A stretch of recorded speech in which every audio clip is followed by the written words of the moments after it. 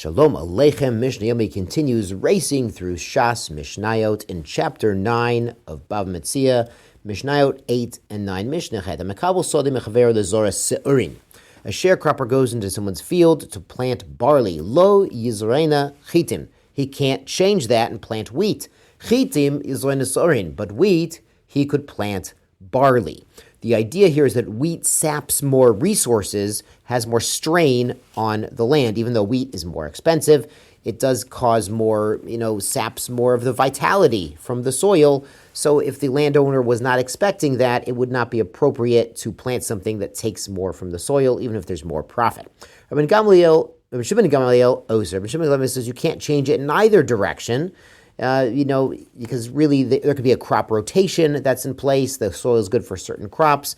The landowner, again, probably a family farm. He's been in his family for years, for forever, since Am Yisrael came to Eretz Yisrael. So he knows what to do with his land. If he says barley, it should be barley. The Gemara brings another reason that the landowner might be praying for a good barley crop. And if the sharecropper changes that to wheat, then all those prayers were not helping. Mishnah adds, Tavua lo yizreina kitnit. If they agreed to plant grains, don't plant beans. Again, beans take more nutrients out of the soil than the grains. Kitnit yizreina tavua. But if it's beans, you could change it to grains. They're less strain on the land. Shimon Gamliel Oser. Again, he forbids it because the landowners should really know what to do with the land. And again, they should daven, so they should pray for the right crops. Mishnah Tet. Somebody is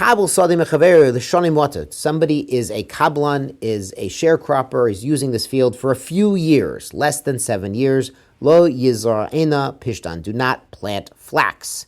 So the idea is flax takes a lot out of the soil. Flax is valuable, but it takes a lot of nutrients out, and the soil's not going to go back to normal until 7 years later. And that by that time, the sharecropper is long gone, and the family that owns this ancestral land has to deal with the consequences of that. Again, we have a long-term view to be stewards of the land of Eretz Yisrael.